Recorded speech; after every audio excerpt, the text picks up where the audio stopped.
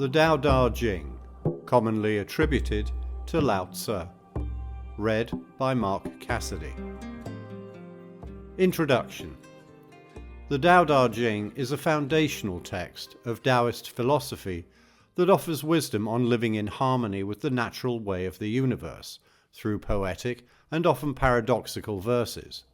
According to tradition, it was written around the 4th to 6th centuries BC by the sage Lao Tzu, a record keeper at the Zhou dynasty court, by whose name the text is known in China.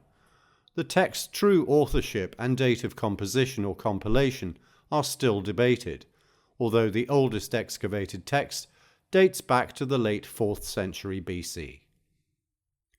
Sheng Pian, Section 1. Chapter 1. The Tao that can be stated is not the eternal Tao. The name that can be named is not the eternal name. The unnamed is the origin of heaven and earth. The named is the mother of the myriad things. Therefore, constantly having no desire to view its commencement, constantly having a desire to view its termination. These two have the same origin, but they differ in name. Both are called mystery. Mystery after mystery is the gate to all wonders. Chapter 2. Everyone knows what beauty is. That is because there is ugliness. Everyone knows what goodness is. That is because there is evil. Therefore, being and nothing give birth to one another. Hard and easy are mutually formed. Long and short shape each other. High and low complement each other. Music and voice are harmonized with each other. Front and back follow one another. Hence the sage focuses on non-action in his works, practices not saying in his speech. The myriad things arise but are disregarded. The sage produces but does not own, acts but does not claim, accomplishes work but does not take credit. Only because he does not take credit, and thus the credit does not go away. Chapter 3. Not to quest for virtuous will keep the people from rivalry. Not to prize things that are hard to come by will keep the people from becoming thieves. Not to manifest desirables will make people's sentiments undisturbed. So in the sage's peaceful and tranquil world, people's minds are calmed, people's stomachs are filled, people's aspirations are lowered, people's physiques are strengthened. People are kept unknowing and undesiring, and even the knowing ones will never dare to act. Action without action. There is nothing left undone. Chapter 4. The Tao is empty, but when using it, it is impossible to use it up. It is profound and seems like the root of the myriad things, blunts its own sharpness, unravels its own fetters, harmonizes its own light, mixes with its own dust. It is unclear but seems to have existed there.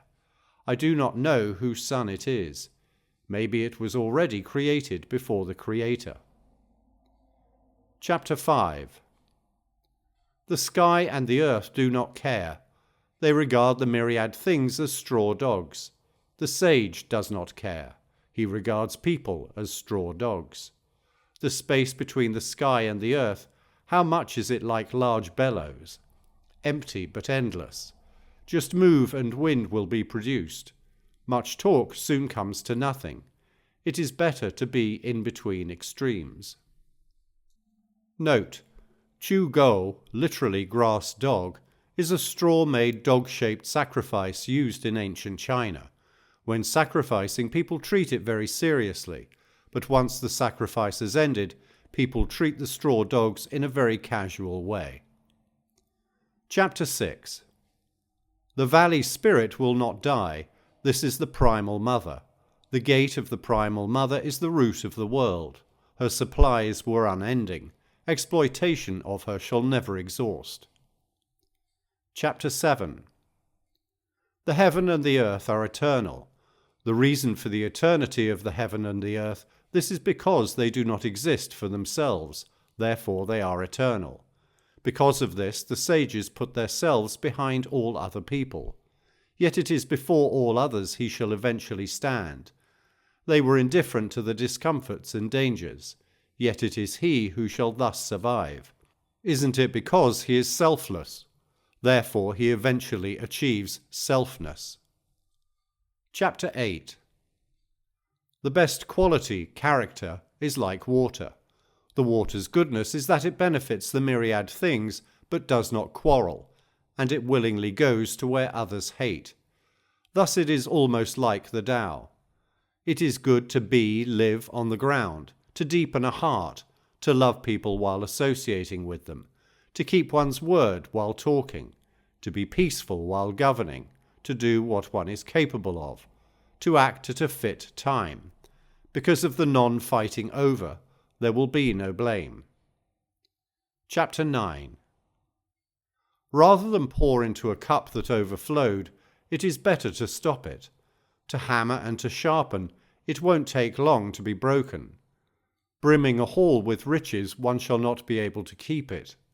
The man arrogant from enormous wealth buries disaster upon his road. Resigning after succeeding fits with the principle of the universe. Chapter 10. If the soul keeps on being felt by the body, how can the body and the soul not part? Trying lungs to show they are delicate, how can they be like babies? Clean the mirror of ultimate source, how can they not find their defect? To love people and to govern the country, how not to appoint the wise people? The gate of the heavens shuts and opens alternately and frequently. How to act like females, have known all the causes and effects. How to keep doing only the backlog of things. Quicken them, feed them, produce and do not own, act and do not claim, raise and do not rule. This is called profound virtue. Chapter 11. Put 30 spokes together into one hub. The original empty space makes the use of the wheel. Knead clay into vessels. The original empty space makes the use of the vessel. Shape doors and windows for a house, room. The original empty space makes the use of a house, room. So the things that are made are only conditions. What we are using is still the original empty space. Chapter 12. The beautiful colours blind people's eyes. The appealing music stuns people's ears. The delicious flavours make people's mouth numb. To indulge in hunting makes people's hearts wild. To pursue rare treasures makes people's behaviour improper. So as the sage attends to the inner world, not the outer world, throw away the latter and adopt the former. Chapter 13. Promotion and demotion are both horrifying, regarding huge trouble as one's own body. What do we mean by promotion and demotion are both horrifying? Being promoted is despicable. It is frightening to get it. It is frightening to lose it. This is the meaning of promotion and demotion are both horrifying. What do we mean by regarding huge trouble as our own body? The reason that I have trouble is because I have a body. If I do not possess a body, what trouble do I have? Therefore, respecting your body over the universe, then you could be entrusted with the universe. Love your body before the universe, then you are worth taking care of the universe. Chapter 14. That which is looked at yet never seen is known as invisible. That which is listened to yet never heard is known as soulless. And that which is grasped yet never touched is known as intangible. The origin of these three cannot be observed, so mix them and form a unity. Above it is not lit, below it is not dark. The Tao cannot be named by common rules as it returns to its origin. It is the shape of the original shape, the image of the original object. This is blurry and profound. Step forward, cannot see its beginning. Follow it, cannot see its end.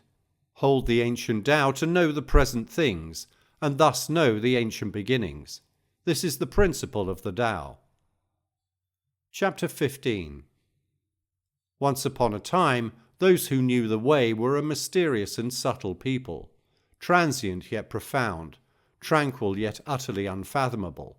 Since they are inexplicable, I can only tell what they seem like, cautious as if wading through a winter river, wary as if afraid of their own neighbours, grave like the courteous house guests, elusive as of melting ice, pure and natural as of unchiselled gems, wide and open as of a deep valley, yet mysterious. Oh yes, they were like troubled water.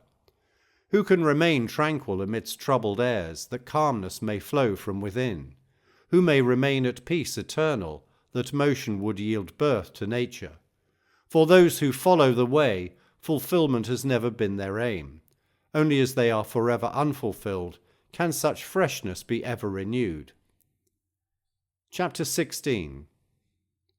Immersed within the heart of the void, keep tranquillity's essence.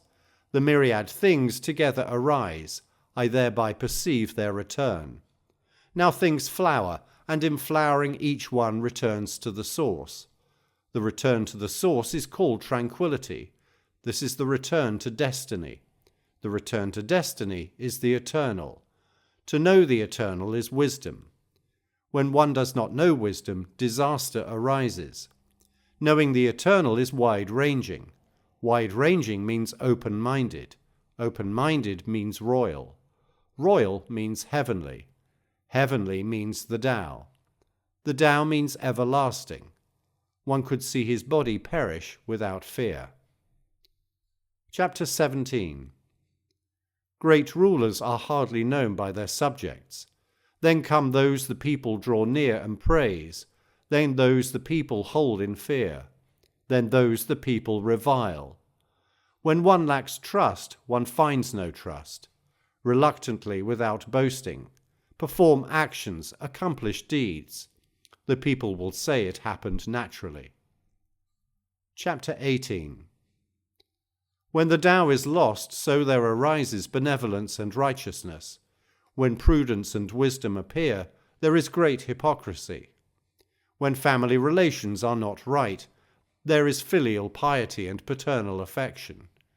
When the state is confused and chaotic, there is loyalty and faithfulness. Chapter 19. Abandon holiness, relinquish prudence, the people will flourish 100-fold. Abandon benevolence, relinquish righteousness, and people will return to filial piety and affection. Abandon cleverness, relinquish gain, and thieves and robbers will not appear. As I know such three to be no mere words, stay true to that which is reliable. Recognize simplicity, embrace purity, lessen the self, diminish desires. Chapter 20. Discard conventional doctrines and be relieved from anxieties. Flattery or reprimand, what difference does it make? Good or evil, what difference does it take? Just because the people are in awe, you cannot be indifferent? Ridiculous, ungrounded, when everyone is celebrating and joyous, as if relishing a spiritual triumph, as if enjoying a victorious feast.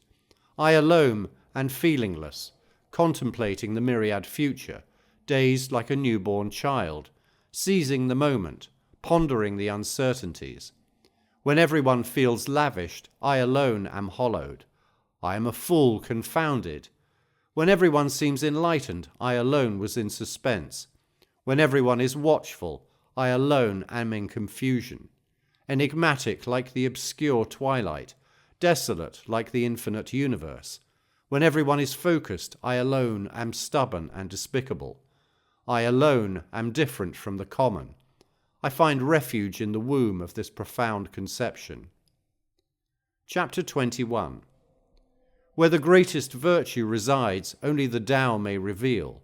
Things that bestow the Tao radiate such liberty, such easiness. Eased, liberated from its form, yet fashioned. Liberated, at ease with its position, yet poised. Mesmerizing, mysterious. Brilliance from within. Its brilliance is so enlightening, it exemplifies the truth. Traversing through all times, its name is not diminished. Amassing all marvels of human intelligence, how do I know the essence of all marvels? By observing things that bestow the Tao. Chapter 22.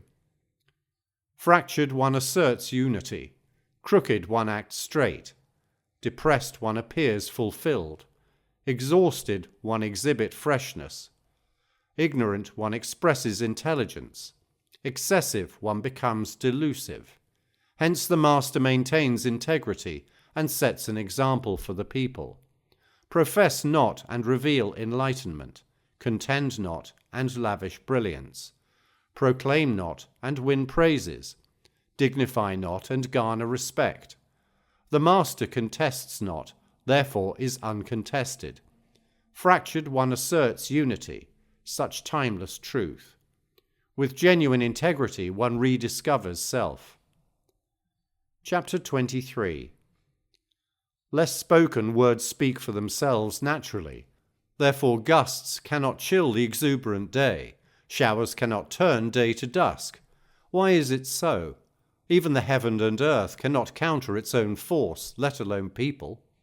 Therefore those engaged with the Tao take pleasure that the taught is the Tao, the virtuous is the virtue, the perplexed is perplexity. At one with the Tao is welcoming. At one with virtue, virtue be appreciating. At one with perplexity, perplexity be gratifying. Lack of belief explains the disbelief in this futility. Chapter 24. Ones who tiptoe do not stand. Ones who stride do not pace. Ones show off themselves do not shine. Ones that bias themselves with self-righteousness do not justify. Ones self-asserted are without accomplishments. Ones self-esteemed are not endurable. These, according to the Tao, are called extravagance and exorbitance, which the masses resent. Therefore those embracing the Tao dwell not. Chapter 25. Mired into existence before the conception of heaven and earth, tranquil, desolate, independent and undeterred, cyclical and not circumvented, as being the mother of all nature. Its name is unbeknown, I call it the art of the Tao, and arbitrarily describe it as great. Being great, it is desolated. Being desolated, it is removed. Being removed, it returns. Therefore the art is great. Heaven is great. Earth is great. The Master is also great. These are the four noble greatness, and the Master is one of them. Human principles on the earth's principles on the heaven principles on the Tao principles on nature. Chapter 26. Weightiness is the root of weightlessness. Temperance is the master of temperament. Therefore the master stays close to trusted supplies in expeditions. There be spectacles and scenery presiding in serenity. Why then would a leader of a myriad supporters demise one's own body in pursuing the world, weightless and lose the root, tempestuous and forfeit mastership? Chapter 27. Good travelling leaves no tracks. Good speech is without reproach. Good strategies need no plotting. With good fastening, even a door with no hinge cannot be opened. The good knot is made without a rope and cannot be unravelled. Hence the sage never fails to save people. Therefore no one is rejected. The sage never fails at saving things. Therefore nothing is left abandoned. This is illumination. Thus the good people are the teachers of the bad. The bad people are resources for the good. One who fails to respect his teacher and does not cherish his resources, however intelligent such a one may be, he is still greatly confused. This is the essential mystery. Chapter 28. Acquire knowledge of extroversions, but acquaint with introversions, and be the earth's fountain. Be the earth's fountain, be virtuous and undeterred, and be reborn. Realize the radiance of the limelight, but remain in the shadows, and be the people's example. Be the people's example, be virtuous and not excessive, and be tranquilized. experience the glory but express humility, and be the world's refuge. Be the world's refuge, be virtuous and complacent, and be returned to your roots. Uprooted, wood can be carved into instruments. The master utilizes it and becomes a respectful leader. Therefore a great tailor seldom trims. Chapter 29. It is futile trying to possess the universe and act on shaping it in the direction of one's ambition. The instruments of the universe cannot be shaped. One cannot act upon it. Act upon it and you will fail. Grasp onto it and it will slip. For everything there is a time to tread, a time to trail, a time to gust, a time to gape, a time to vigour, a time to vice, a time to carry, a time to ride. Hence the master departs extremes, departs extravagance, departs magnificence. Chapter 30. Ones who offer advice in the art of governance offers not the use of forces to dominate the world, understanding its invitation to retaliation. Where troops tramp, thorns thrive. After great battalions, years of resentment are inevitable. Therefore the master aims merely at achieving a goal, daring not to capture dominance. Accomplish and refrain glorification. Accomplish and restrain aggression. Accomplish and relinquish pride. Accomplish only because there is no other mean. Accomplish and refuse domination. Matters that mature grow old. That is not in the art of the Tao. Without being in the art, would die prematurely. Chapter 31. Where everyone is well armed is a state in vain. Matters alike are resented. Therefore the master dwells not. Hence the master finds residence on leftovers, mobilizes on righteousness. Armaments are instruments in vain, are unmasterly instruments, wielded only when inevitable. Reconciliation is paramount, victorious without glorification. Those who glorify take pleasure in massacres. Those who take pleasure in massacres cannot win the hearts of the people. Therefore upon prosperity be left out, in adversity be righteous. Hence the general is to the left, the admiral is to the right, positioned in solemn remembrance. Casualties are mourned in consolation. Victories are remembered in solemnness. Chapter 32. The Tao eternally remains unknowable. The unexploited nature may be insignificant, yet no one under the heaven can tame. When the kings and nobles abide, the myriad things follow. Heaven and earth complement each other, to befall morning dews. Without ordinance by people, the droplets spread out evenly. Social establishment comes with titles. Since titles are designated, one should know to restrain. With self-restraint, catastrophe could be avoided. Like that, the Tao is manifested in the world, is where rivers merge into oceans.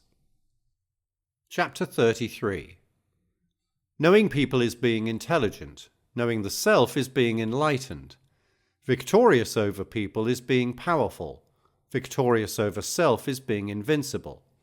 Those who are content are submerged in wealth. Those who are contentious are submitted to ambitions. Those who do not forget their principles endure. Those who die but are not forgotten live on. Chapter 34. Implications of the Tao are broad, ubiquitous, capable of contravening and swaying anything left or right. The myriad things depend on it, yet it never turns its back away, fulfilling without recognition. Submitting to the myriad things without assuming ownership, always undesirable, thus be called modest. Submerged by the myriad things without accepting ownership, thus be called great.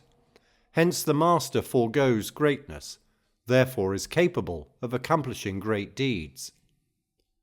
Chapter 35. Herald a great icon, and the people come. Come towards unharmful doctrines, people find security, peacefulness, and prosperity. Music and enticements crave the visitor to stay. The words of the Tao are tasteless and lack sensations. Observe and it cannot be seen. Listen and it cannot be heard. Exploit and it cannot be exhausted. Chapter 36. If one desires to shrink something, one must indefinitely expand it.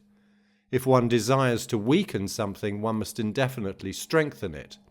If one desires to discard something, one must indefinitely flourish it. If one desires to obtain something, one must indefinitely give it. This is the knowledge of subtlety. Gentleness overcomes toughness. Vulnerability overcomes dominance. Fish cannot leave the depth. Deadly weapons should not be exposed to the people. Chapter 37. The Tao abides in non-action, but there is nothing it does not do. When the leaders abide, the myriad of things transform by themselves. Transformed and desire arises. I would suppress it with the unknowable unexploited. Without knowledge and exploitation, one thus led to no desire. Without desire and with tranquility, the world would correct by itself. Sha Pian, Section 2. Chapter 38.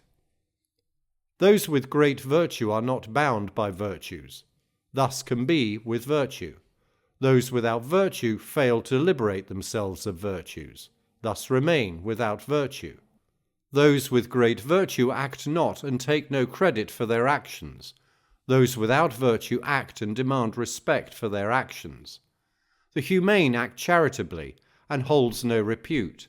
The righteous act in the name of justice and relish the glory. The moral acts, and when there is no response, forces the issue, alas, to no avail. Therefore, when the Tao is lost, there is virtue. When virtue is lost, there is humanity. When humanity is lost, there is righteousness. When righteousness is lost, there is morality.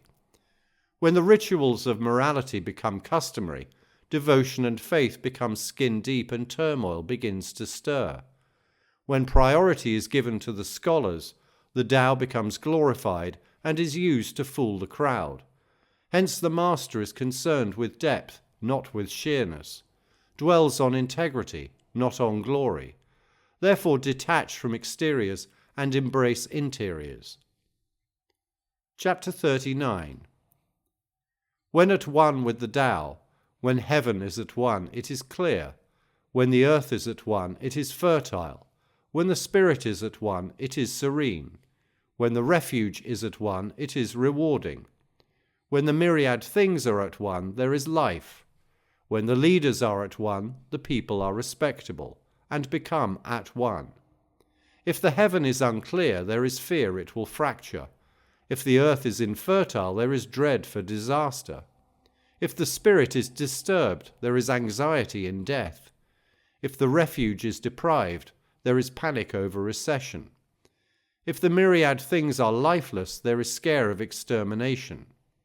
If the leaders are disrespectful, absorbed in the admiration of their own supremacy, the people become terrorized by authority. Therefore admiration is based on humility. Supremacy finds foundation in lowliness.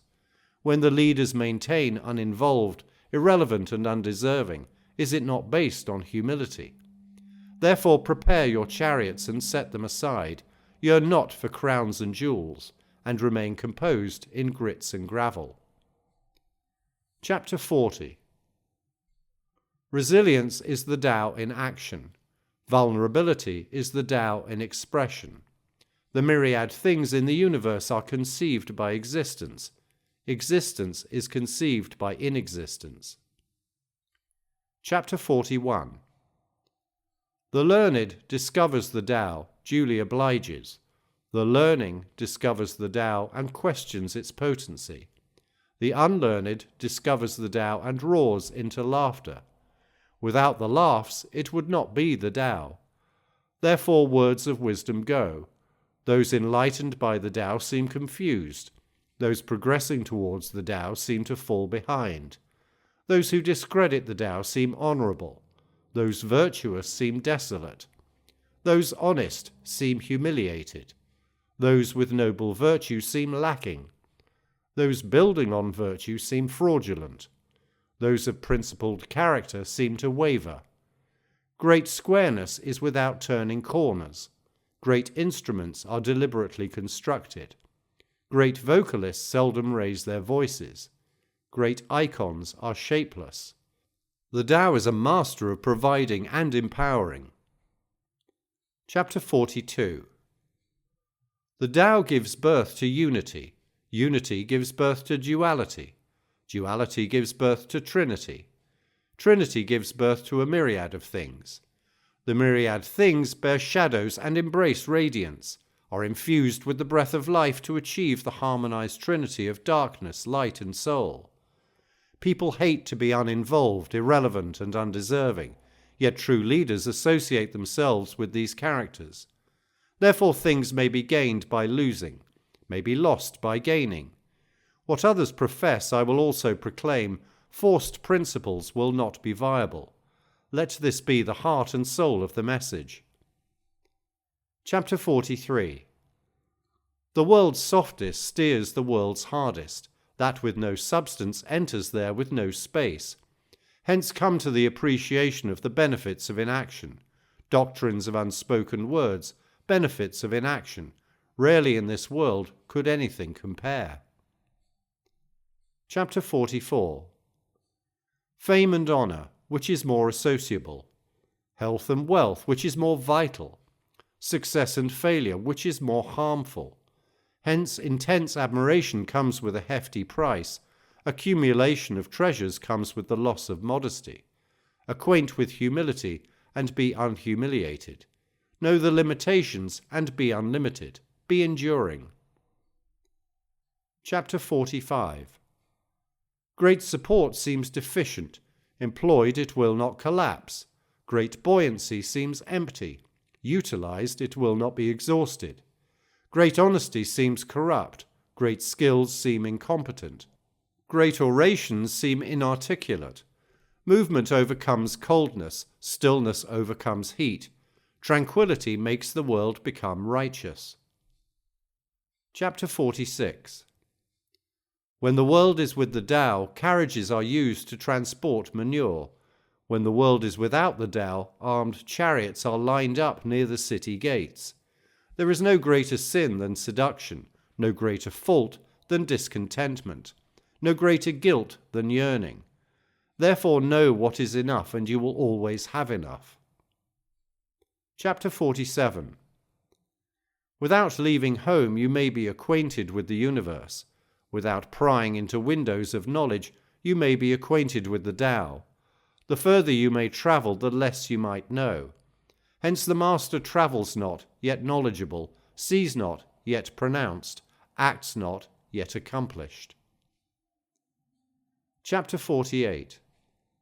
Practicing scholarships, every day there is something to gain. Practicing the Tao, every day there is something to lose. When you lose all that can be lost, you may be without action. Act not and leave none to be acted upon. Therefore those who can master the universe often remain unoccupied. Those who are preoccupied cannot master the universe. Chapter 49.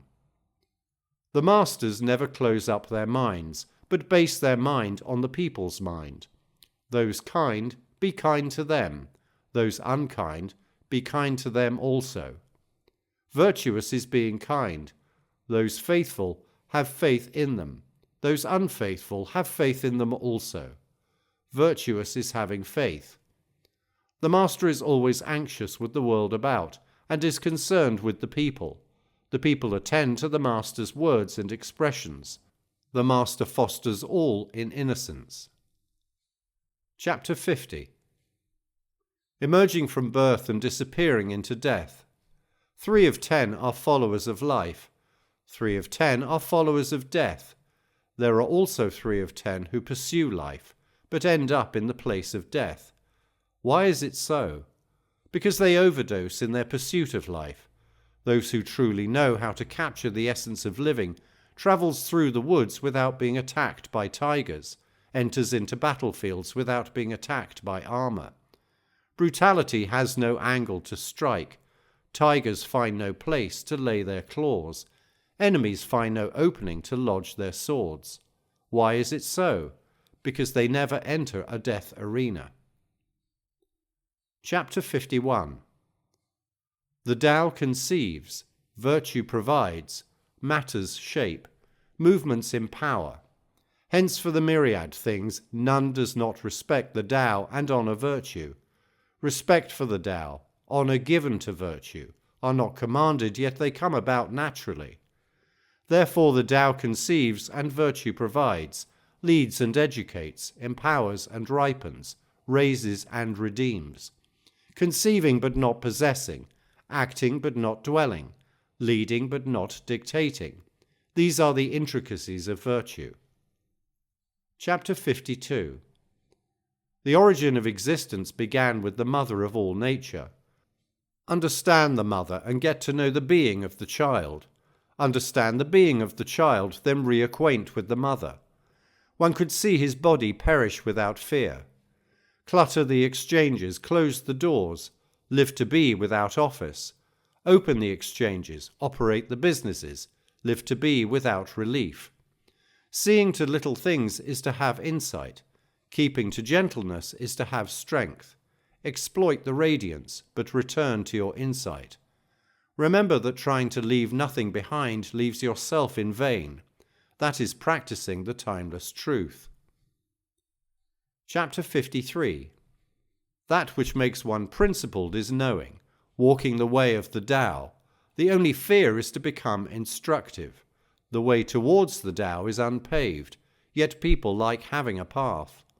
When many are appointed to offices, while fields sprout weed, storages are empty, fashions are blatantly accessorized, people carry weaponry, are satiated in feasts, lavished with extravaganzas.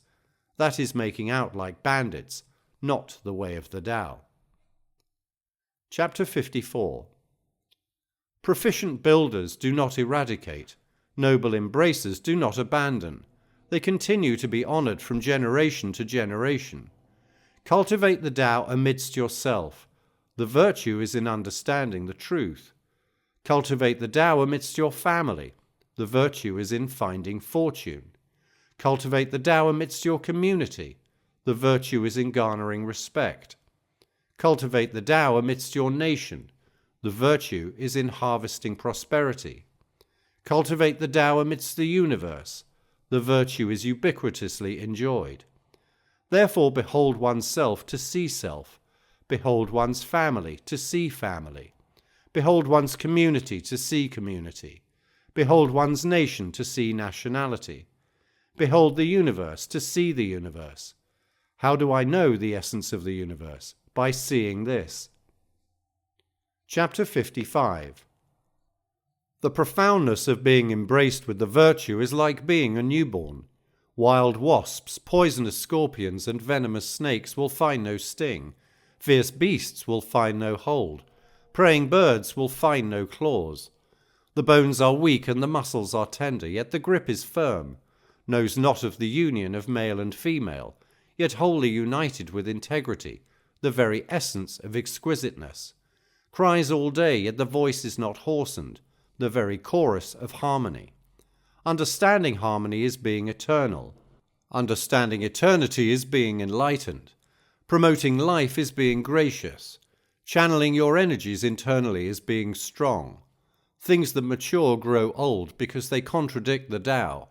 Contradict the Tao and be brought to an early end. Chapter 56. Those who know talk not.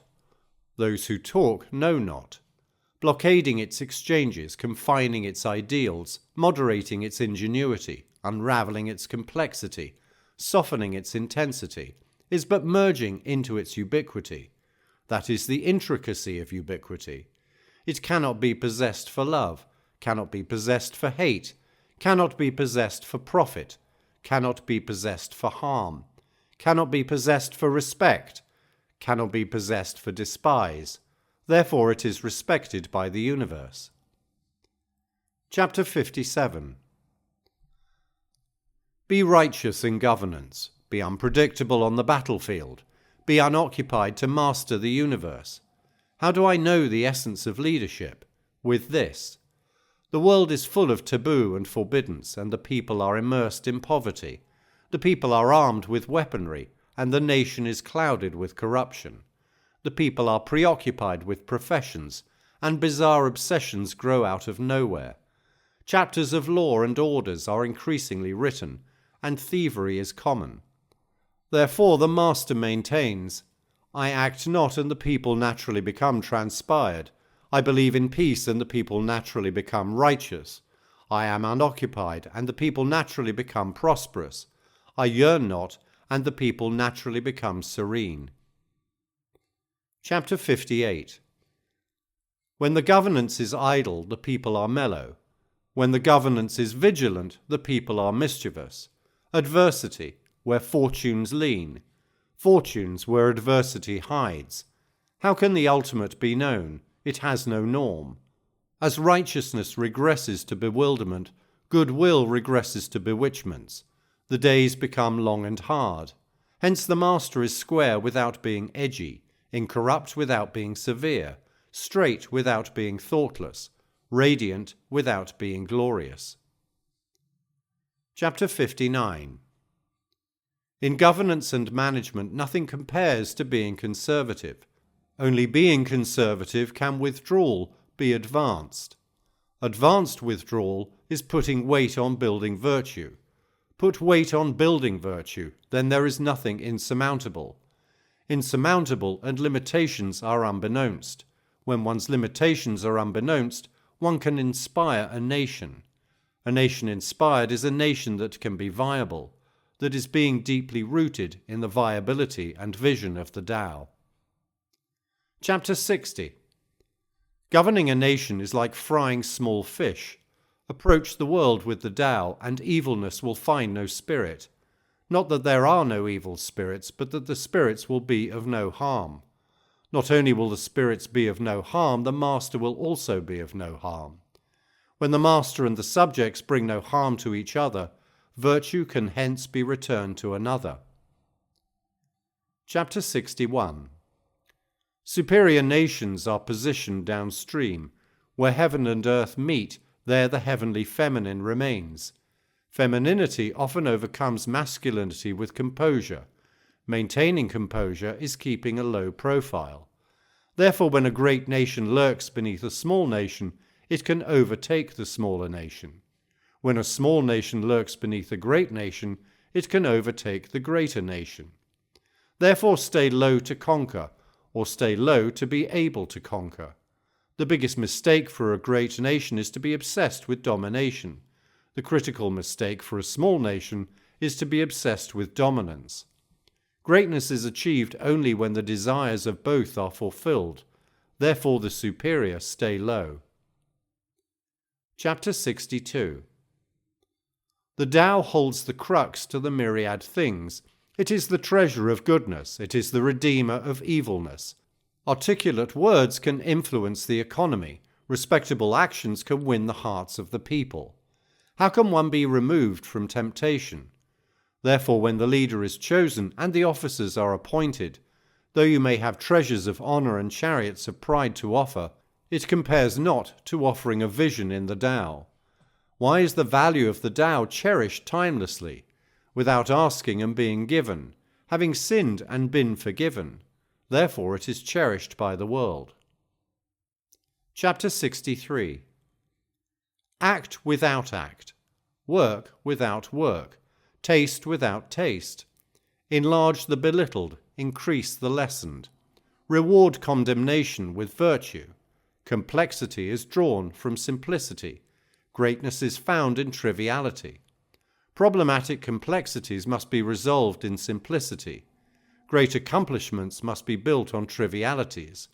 Hence the master continues to be unconcerned with great deeds, therefore is capable of accomplishing greatness. Light-minded promises draw few believers.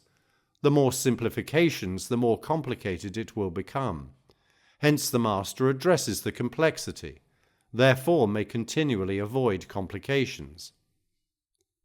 Chapter 64. That settled is easily maintained. That without signs is easily conspired. That fragile is easily shattered. That insignificant is easily dispersed. Act on it before it materializes. Manage it before it becomes chaotic.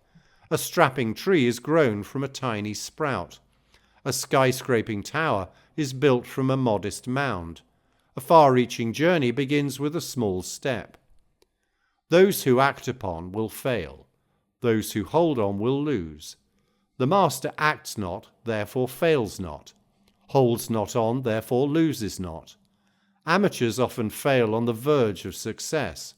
Be focused in the end as in the beginning, then there will be no failure. Hence the master desires not to be desirous, treasures not precious possessions. Learn to be unlearned. Liberate the people of their past. Assist the myriad things in returning to their essence, and not dare act. Chapter 65. The timeless masters of the Tao is not about enlightening the people with it, but about humbling the people with it. The people are complicated. Manage it by managing its intelligence. Use intelligence to govern a nation, and be the traitor of a nation. Not use intelligence to govern a nation and be the blessing of a nation. Understand these two and set them as standards. Being understanding in setting standards is having the intricate virtue. The intricate virtue is profound, far-fetched, contra to its objects, and leads towards favourable peacefulness. Chapter 66. Lakes and oceans can be the master of all streams, because they are good at staying low. Therefore they can be master of all streams. Hence one who desires to be honoured must speak humbly of oneself. One who desires to lead must keep oneself behind. Hence the master is on top, yet the people do not feel the weight, is in front, yet the people are not offended. Hence the world finds pleasure in pushing the master ahead without feeling pushed aside. It is because the master contests not, therefore can be uncontested. The world says that the Tao is great, but seems useless. I say that it is great, therefore it seems useless. If it seemed anything useful, time would have diminished its greatness. Chapter 67. I have 3 precious things that I hold on to and cherish. The first is called mercy, the second is called prudence, the third is not daring to be on top of the world. Merciful, therefore, can be courageous. Prudent, therefore, can be generous. Not daring to be on top of the world, therefore can become instrumental and respectable. When without mercy and still courageous, without prudence and still generous, without reservation and still forging ahead, futility. With mercy, battles will be won. Defense will be secure. The heavens will come to your rescue, and protection in its mercy. Chapter 68. Great gladiators are not violent. Great warriors are not enraged. Great champions remain uncontested. Great leaders act with humility. That is the virtue of not contesting. That is the power of leadership. That is the ultimate unity with timelessness. Chapter 69. There is a saying in the battlefield, "Dare not be the host, thus be the guest. Dare not advance an inch, thus retreat a foot." That is to move without moves, be armed without arms, cast out without outcasting, be forceful without force. There is no greater fault than underestimating one's opponent. To underestimate one's opponent is to lose one's reservation. Therefore, upon the clashing of the forces, those who are reserved are victorious. Chapter 70. These words are easy to understand and easy to follow, yet for worldly people none can understand, none can follow. Words make legends, feats make heroes. Because in this there is nothing to be known, hence it is unknown. Those who know are rare, those who abide are respectable, hence the master bears humility in apparels and treasuries at heart. Chapter 71. Knowing that you do not know is superiority. Not knowing this knowledge is defectiveness. Only by defecting defectives can one be void of defectiveness. The master is void of defectiveness because of the defecting of defectives, hence is void of defectiveness. Chapter 72. When the people are not threatened by the imposing dignity, dignity is imposed, without intruding on the people's dwellings, without dejecting the people's creations. Because of not dejecting, hence is not dejected. Hence the master is introspective and not professing, self-loving and not self-righteous, therefore liberated and resolved. Chapter 73. Courageous in daring and kill, courageous in not daring and live. These two are sometimes favourable and sometimes harmful. What the heavens detest, who knows? Hence the master addresses the complexity, the heavenly Tao. Contest not and master winning. Speak not and master oration. Summon not and it comes naturally. Be honest and master intrigue. The meshes of the heavenly dragnet are extensive. It may be sparse, but nothing escapes its netting. Chapter 74. When people are not threatened by death, why intimidate them with death? One who causes the people to be constantly threatened by death and bewitched with bewilderments must be seized and executed. Who dares? Usually some executioners execute. But those who assume the executioner's job to execute is said to be like assuming the carpenter's job to carve wood. Those who assume the carpenter's job to carve wood seldom avoid hurting their hands. Chapter 75. People's poverty is caused by parasitic exploitation by superiors, hence there is poverty. People's complicatedness is caused by the ambitions of superiors, hence there are complications. People's willingness to sacrifice is because of the weight given to life, hence there are sacrifices. Only those who are not ambitious for achievements in life are truly capable of appreciating life. Chapter 76. People are born gentle and fragile. They die stiff and tough. The myriad things, plants and trees, are born tender and crisp. They die dried and withered. Therefore those who are stiff and tough are followers of death. Those who are gentle and fragile are followers of life. Hence when the armed forces are strong, the nation is not successful. When the resources are strong, the arms are naturally forceful. It is with great strength when one stays low. It is with gentleness and fragility when one can assume superiority.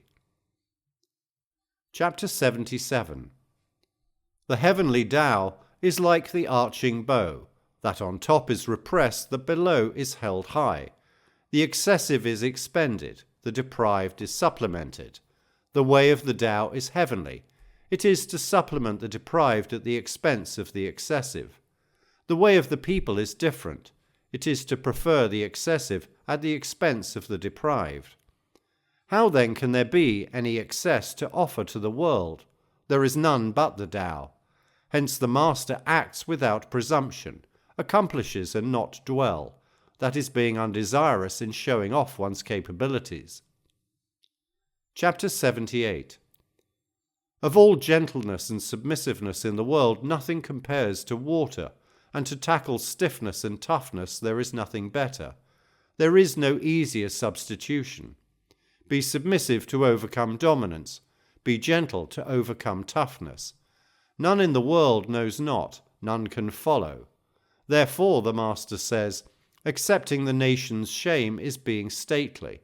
Accepting the nation's adversities is being majestic. Righteous words seem contradictory. Chapter 79. When hateful hostility is resolved, there will be lingering hatred. How can this be cured?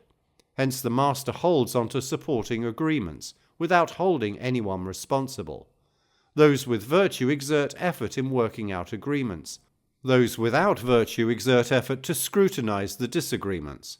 The Tao is unbiased. It will always bring cure to the people. Chapter 80. A small nation has a small population, yet even without state-of-the-art instruments to work with, people would rather sacrifice themselves than migrate away. Even though there are vessels and vehicles for travel, none takes the opportunity. Even though there are national guards, they are not lined up for inspection. People revert to simple means of measure with straps and knots, indulge their desires and aspirations, adorn their attires and outfits, secure their place and quarters, console their beliefs and customs.